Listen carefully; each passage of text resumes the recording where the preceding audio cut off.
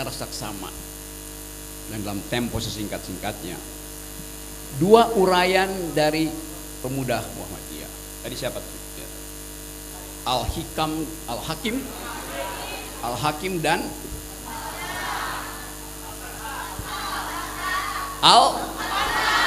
Oke, apalah namanya. Karena saya nggak perhatikan namanya, saya perhatikan adalah potongan rambutnya. Rambut seseorang.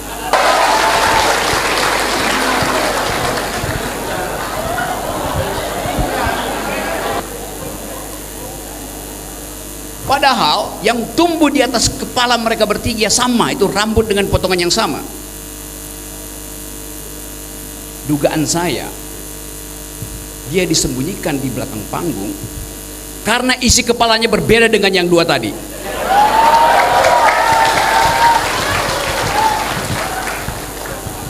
Saya pastikan tidak akan ada delik dalam kalimat itu. Karena ini forum universitas. Apa aja boleh diucapkan, tapi dengan basis tadi argumentasi. Anda mau hina pejabat, silahkan hina pejabat. Kasih argumen, bukan karena ada basisnya sentimen. Itu ciri pertama. Apalagi ciri itu melekat setiap hari ketika Anda masuk kelas, Anda sudah menghidupkan dialektika. Kalau Anda masuk kelas, niat Anda adalah bertengkar dengan dosen. Baru timbul didaktika, baru timbul dialektika. Anda masuk kelas, bawa backpack, isinya buku. Kalau laki-laki isinya buku, power bank. Kenapa telat?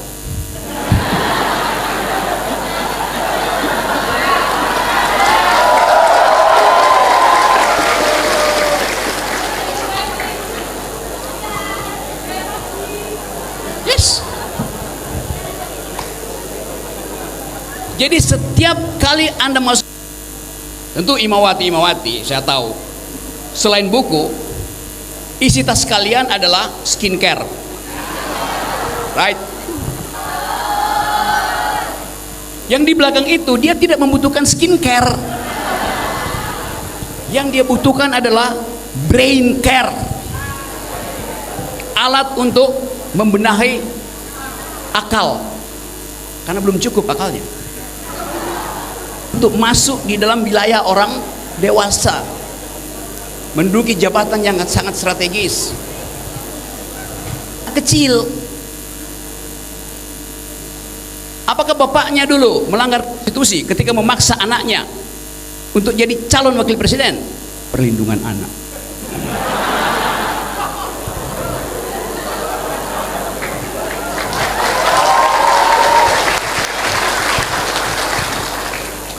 Saya aman bicara di kampus karena saya akan kasih referensi ahli hukum tata negara. Tuh Pak Sumbuwa, di dalam percakapan akademis jangan ragu mengucapkan argumen. Semua yang saya dalilkan adalah argumen. Tidak pernah saya menghina Pak Jokowi, karena saya menyebut presiden adalah bajingan tolol. Saya ucapkan dengan sengaja. Itu pentingnya memperhatikan narasi supaya kita dituntun untuk memungkinkan orang lain membantah kita. Akal sehat itu adalah membantah argumen.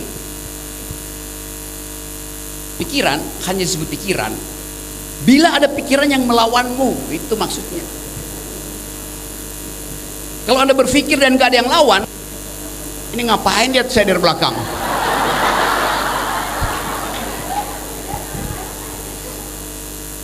Bila kalian mengucapkan pikiran dan tidak ada yang mengganggu pikiranmu, itu artinya kalian sedang berdoa. Doa tidak boleh diganggu, pikiran harus diganggu. Dalilnya begitu. Siapa yang mengajarkan itu? Brother Ahmad Dahlan, Bro Ahmad Dahlan, Kiai Ahmad Dahlan. Dari 100 berapa tahun yang lalu? 113 tahun yang lalu, Pak Ahmad Dahlan mengajarkan pertengkaran pikiran. Karena itu dia bikin sekolah Muhammadiyah. Anda bayangkan 103 tahun yang lalu Seandainya Kiai Ahmad Dahlan memilih jadi caleg, nggak ada Muhammadiyah hari ini.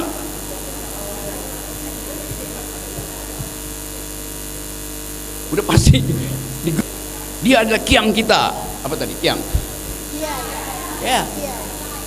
Kiai, ya kiai. Saya tahu Muhammadiyah itu mungkin 170 universitas Muhammadiyah. Benar? 176. Saya sebut 170 ya. Tadi berarti saya belum kunjungi yang 6. 170 universitas Muhammadiyah. Kurang lebih di situ mungkin ada 5.000 dosen bermutu Universitas Muhammadiyah. Jumlah masuk umat Universitas Muhammadiyah se-Indonesia berapa? 180 itu. Udah 500.000 orang. Anda bayangkan dalam satu hari seluruh dosen Universitas Muhammadiyah mogok ngajar, maka IQ nasional turun 20%. Itu konsekuensinya kenapa akal sehat itu harus diasuh oleh Muhammadiyah. Infrastrukturnya ada, uangnya banyak.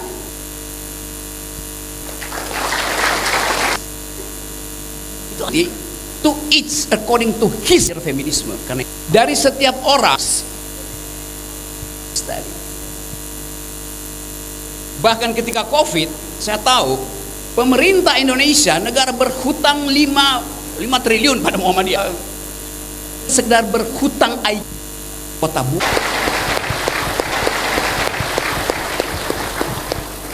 Sesuatu yang faktual yang terjadi dalam sejarah.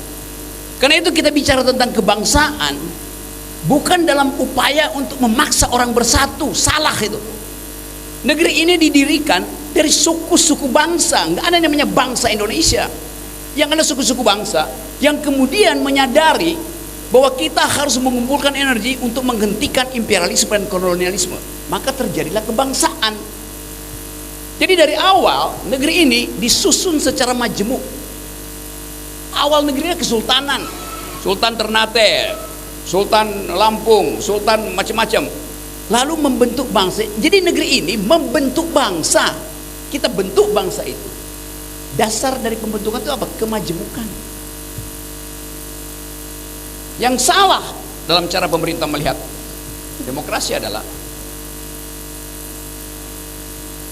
salah menafsirkan sila ketiga, persatuan Indonesia. Pak Jokowi paling sering itu salah tuh. Demi persatuan tidak boleh ada perbedaan. Kacau. Karena ada perbedaan diperlukan persatuan. Itu maksud dari sila ketiga. Karena silanya punya persatuan Indonesia, bukan kesatuan. Persatuan. Persatuan artinya kelegaan untuk meninggalkan yang partikular untuk masuk pada yang universal. Jadi sekali lagi teman-teman Muhammadiyah, rawatlah kebangsaan ini di dalam ide perbedaan. Itu maksudnya. Dan kesalahan paradigma ini juga dipelihara di DPR tuh. Timbul keangkuhan DPR.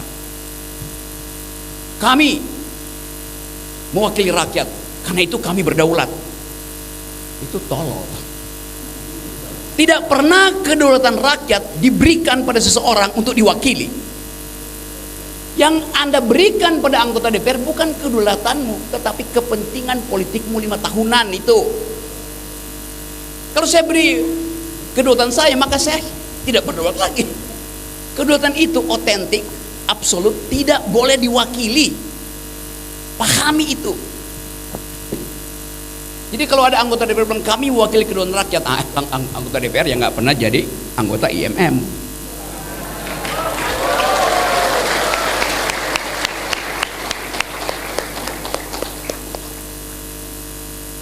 Kita mulai selalu dengan prinsip-prinsip dasar. Kita ingin supaya DPR itu menghasilkan kebijakan yang pro rakyat.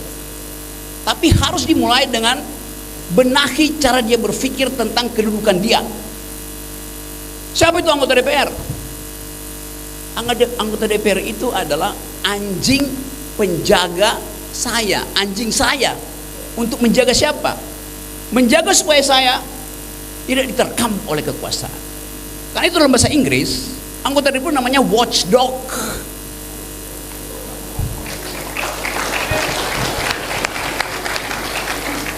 Tugas dari watchdog adalah menggonggong.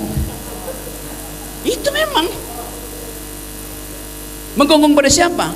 Gonggong presiden, gonggong menteri. Bukan gonggongi rakyat, tolol.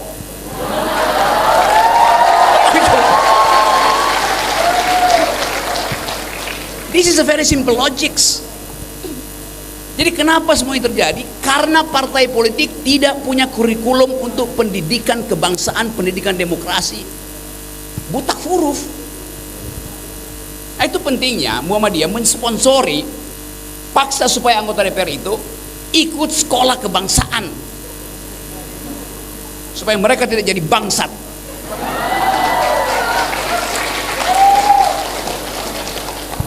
Dasarnya itu sebetulnya. Anda bayangkan misalnya demo berhari-hari kemarin terjadi karena soal itu, persepsi masyarakat terhadap anggota DPR, kemewahan mereka berbanding langsung dengan kepapaan emak-emak. Ada kesulitan ekonomi. Siapa yang paling menderita ketika terjadi deprivasi sosial? Ya kaum perempuan. Itu emak-emak yang setiap hari dia buka dompetnya tinggal 20.000, padahal anaknya masih 2 orang di PAUD, mesti ada jajan 10.000. Dia pergi ke ATM bolak-balik, saldonya tinggal 50.000. Sementara suaminya di PHK. Begitu dia di PHK suaminya karena tanggung jawab segera ingin cari kerja. Apa pekerjaan paling gampang? Jadi ojol. Anda di PHK hari ini, Anda punya motor, Anda hidup lagi besok. Itu yang menerangkan kenapa ojol akhirnya jadi komponen utama demonstrasi kemarin. Ojol ini adalah kelas menengah yang kemudian turun kelas karena kesulitan ekonomi. Marah. Saya rasa saudara pasti marah. Banyak sarjana UI yang juga ojol karena dipecat dari korporasi. Korporasi nggak bisa bayar lagi itu. Kenapa? Korporasi mesti bayar pajak pada pemerintah, sementara ekonomi tidak tumbuh. Jadi kita membaca demonstrasi kemarin semacam frustrasi yang akhirnya terkanalisasi. Konyolnya, ada kawan kita ojol yang tewas. Akibatnya kemarahan publik pindah dari DPR pergi ke pos-pos polisi itu. Nggak fair juga. Dan kita tahu Jakarta tidak mempersiapkan. Kapolda pasti tidak menduga akan ada kejadian yang tak terduga itu. Dan saya tahu Jakarta kekurangan brimob waktu itu. Bayangkan kalau keadaan itu berlanjut, yang terjadi adalah penjarahan yang akan menimbulkan ketakutan rasis.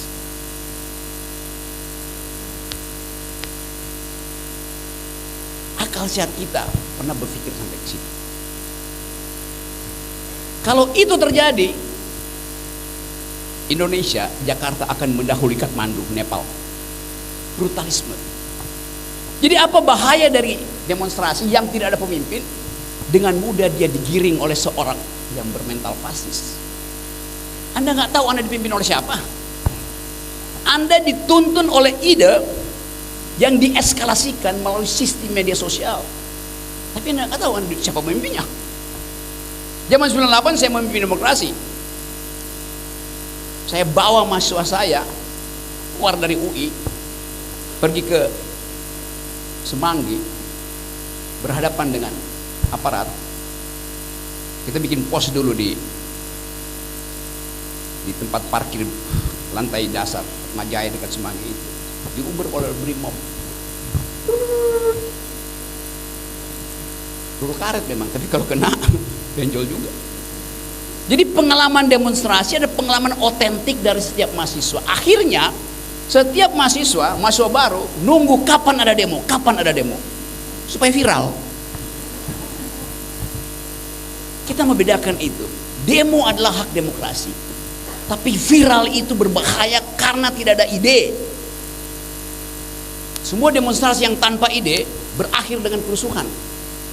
Demonstrasi itu disebut demonstrasi satu, kalau idenya kuat, kalau pemimpinnya bermutu dan bisa dikontrol. Polisi nggak perlu hadir di situ, tentara nggak perlu hadir, karena demonstrasi itu dikendalikan oleh mereka yang berpikir. Jadi kalau ada kerusuhan pasti bukan datang dari mereka yang berpikir, pasti pihak lain. 98 saya bagian dari tim pencari fakta. Kita bisa bedain yang lempar molotov dengan cara itu pasti mahasiswa, tapi yang lempar molotov dengan cara itu orang yang dilatih untuk bikin kerusuhan. Bisa saya bedain. Sekarang Anda lihat dalam beberapa temuan media massa, yang lempar molotov itu orang yang jadi orang luar. Kan nggak mungkin mahasiswa punya ide untuk membakar shelter busway yang tempat dia setiap hari nunggu bis di situ. Jadi kita mau pisahkan sejak sekarang. Demonstran itu berakal, provokator itu dungu. Harus dibedakan, karena keadaan ini adalah keadaan anomi, keadaan tanpa nama, keadaan tanpa hukum. Ketika semua orang ingin mengambil kesempatan dari keadaan kepapaan kita hari secara ekonomi, kita coba dari kota bumi ini untuk menghasilkan peradaban yang kita sebut the very ideas of environmental justice. Kota bumi memakai kata bumi digabungkan dengan kata kota. Setiap kota ada di atas bumi. Jadi kota bumi itu redundant, kota bumi. Apakah kota bumi ibu kota dari bumi? Boleh, tapi kita dalilkan dari awal. Bumi di dalam bahasa Latin namanya Gaia, G-A-I-A. Gaia artinya perempuan. Jadi kota bumi adalah kota yang akan menghasilkan keadilan berbasis pada etika keperempuanan, namanya ethics of care, etika kepedulian. Setiap perempuan di dalam dirinya sudah terbentuk etika kepedulian, tetapi negara selalu menganggap bahwa perempuan itu tidak bisa menumbuhkan ekonomi 8%. Padahal kalau saya kasih data statistik, seluruh hasil pertanian dunia 88% dihasilkan oleh tangan perempuan. Yang kita makan, yang kita kudap di warung-warung, di kafe-kafe, dihasilkan oleh tangan perempuan. 80% produk kuliner dunia dihasilkan oleh tangan perempuan. Tetapi hak properti perempuan hanya 14%. Ketimpangan terjadi. Sebaliknya begitu terjadi krisis ekonomi, perempuan menghadapi kesulitan pertama karena dia yang mengetahui apa isi kulkasnya yang udah habis, bagaimana naiknya harga-harga kebutuhan pokok. Begitu suaminya di PHK, perempuannya datang ke bank minta kredit. Pegawai bank bilang, oh kamu perempuan ya? Ya pak, saya mau minta kredit. Jaminannya apa? Suamimu pekerjaannya apa sebagai jaminan? Padahal si perempuan datang ke bank justru karena suaminya lagi nganggur. Kan tolol banknya. Karena masih ada persepsi bahwa perempuan tidak pandai berbisnis. Kalau perempuan dikasih kredit, habis untuk beli skincare. Kita lihat faktanya. Seorang pemenang hadiah Nobel mungkin 5-6 tahun lalu, namanya Muhammad Yunus, orang Bangladesh. Dia bikin Garmin Bank, bank untuk orang kecil. Nasabahnya 90% perempuan. Di dalam proyek bisnis itu dibuktikan oleh Muhammad Yunus, ketika perempuan diberi kredit, ekonomi bertumbuh dan kreditnya 99% balik. Kalau laki-laki 40% aja yang balik, 60% balik ke cem-cemannya, balik ke selingkuhannya, balik ke rumah bordil, balik ke meja judi. Jadi secara akademis sudah dibuktikan bahwa ekonomi bisa ditumbuhkan melalui kepekaan kemampuan bisnis perempuan di model-model kecil UMKM. Itu yang menyebabkan Muhammad Yunus dapat Nobel Ekonomi justru. Nah di kita perempuan minta kredit masih ditanya, jaminannya apa, suamimu apa kerjanya? Padahal pembedaan itu tidak ada undang-undang, setiap orang berhak memperoleh kredit dari bank. Tetapi culture matters. Feodalisme menganggap bahwa perempuan, kesulitan ekonomi, beban pertama ada pada perempuan. Kalau kita bikin piramida sosial, di paling atas ada kelompok orang yang menguasai ekonomi Indonesia, namanya elite, bourgeoisie. 4 keluarga kaya Indonesia penghasilannya setara dengan 120 juta orang miskin. Disparitas tinggi sekali. Itu yang menyebabkan ketegangan sosial kemarin. Sementara kelas menengah yang berupaya naik kelas ke kelas atas justru turun kelas karena ekonomi tidak tumbuh. Jadi kita membaca gejala ini dari Kota Bumi untuk mendalilkan kembali bahwa justice hanya bisa dicapai dengan memperhatikan daya dukung ibu bumi, yaitu daya dukung sumber daya kita. Ekonomi mau tumbuh 8%, oke, bagus. Kemarin saya ngobrol dengan Menteri Keuangan yang baru, Purbaya. Problemnya ekonomi tumbuh 8%, bagus. Tetapi pertanyaan feminisnya, pertanyaan ekologinya, berapa persen ecological footprint? Ecological footprint artinya kerusakan lingkungan yang akan dihasilkan oleh pemanasan bumi akibat ekonomi tumbuh 8%. Menumbuhkan ekonomi 8% artinya pabrik-pabrik itu akan produksi asap, jalan-jalan akan produksi polusi. Berapa persen ecological footprint yang dihasilkan sebagai impact dari ekonomi yang tumbuh 8%? Itu pertanyaan akademis. Sangat bagus kalau ada mahasiswa yang nulis disertasi di sini untuk menguji apakah pertumbuhan itu semata-mata growth dan mengabaikan equity, itu kesederajatan. Ini soal yang di dalam kampus saya ulas itu secara serius. Jadi kita mau menjadikan kampus sebagai benteng filter kebijakan negara, karena statistik negara kebanyakan bohong. Gini rasio itu mengukur tentang kesenjangan ekonomi. Berapa Gini rasio kita? 37 menuju 40.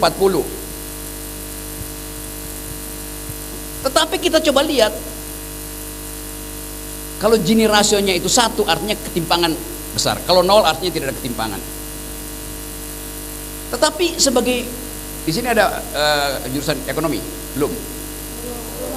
Oke, saya dahului supaya semester depan buka kuliah ekonomi. Kalau Gini rasio itu 37, ya artinya tidak terlalu senjang, bagus. Tetapi mereka yang belajar ilmu ekonomi, metodologi, harus tanya, yang ditanyakan oleh statistik apa? Pendapatan atau pengeluaran? Saya kasih contoh ya. Di Kota Bumi ini ada petugas statistik. Dia tuh ada seminar, kan dia datang di sini. Dia tanya ke saya, Pak Rocky, pengeluaran Pak Rocky per hari itu berapa? Saya bilang 10.000 rupiah. Ya catat 10.000 rupiah.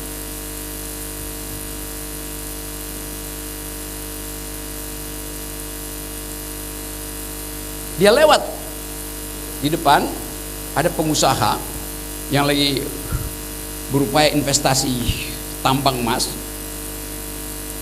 di Lampung Utara. Pak, berhenti sebentar. Pengusaha itu turun dari mobil mewahnya. Berapa pendapatan Bapak sebagai pengusaha? Berapa pengeluaran Bapak sebagai pengusaha tiap hari? 10.000. Jujur pengusaha itu bilang. Oke. Dia masuk ke sini, dia tungguin seorang mahasiswa. Setelah selesai kuliah saya, kamu mahasiswa Umko? Iya. Berapa pengeluaran setiap hari? 10.000 Pak. Saya menjawab jujur, saya pengeluaran 10.000. Pengusaha itu menjawab 10.000, masih menjawab 10.000. Besok muncul berita headline, Gini rasio di Lampung Utara 0, artinya tidak ada kesenjangan. Benar nggak? Betul, tidak kesenjangan. Kalau kita kritis, kita balik pertanyaannya, kenapa yang ditanya adalah pengeluaran? Bukankah dompet saya sedikit lebih tebal dari dompet seorang mahasiswa Umko? Dan seluruh dompet kita dikumpulin, nggak ada apa-apanya dibandingkan dompet si pengusaha. Itu kan faktanya. Jadi ada pertanyaan yang salah di situ. Sekarang coba kita bongkar dengan akal sehat. Si petugas statistik nggak tanya ke saya, atau kalau sekiranya dia ingin, kenapa 10.000 Pak Rok ya? Saya bilang, iya saya keluarin 10.000. Karena setiap hari saya hanya makan pisang Ambon. Rp3.000 satu, 3 kali makan. Kenapa begitu? Saya nggak makan nasi. Saya makan, karena dalam pisang Ambon itu sudah ada karbohidrat, ada vitamin, ada air, ada mineral, lengkap.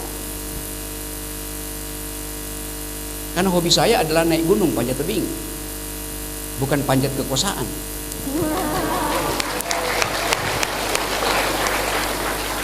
Jadi saya jujur mengatakan saya hanya keluar 10.000 Pak. Ditanya pada si pengusaha, kenapa kamu kaya tapi cuma mengeluarkan 10.000 per hari? Dia bilang benar, karena saya punya banyak penyakit, kata dokter minum vitamin aja. Masuk akal. Tanya pada si mahasiswa, kenapa mahasiswa Umko hanya keluarin 10.000? Benar Pak, karena pagi-pagi 5.000 itu saya pakai untuk makan sebanyak-banyaknya. 5.000 lagi pakai buat beli peromah, buat nahan sakit mah. Jadi statistik berbohong karena dia nggak menguji alasan seseorang mengaku 10.000. Bayangkan kalau ditanya berapa penghasilanmu, waduh, Gini rasionya langsung full stop di satu, artinya ada kesenjangan besar. Jadi begitu cara berpikir akal sehat di kampus. Kita coba bongkar ini sebagai persiapan Anda untuk jadi pemimpin. Kita coba bongkar ini untuk memungkinkan Anda di suatu waktu mengatakan bahwa kota bumi akan menyelamatkan Lampung harus jadi pelampung negeri. Lampung Utara harus jadi pelampung untuk Nusantara. Terima kasih. Oke, tepuk tangan yang meriah.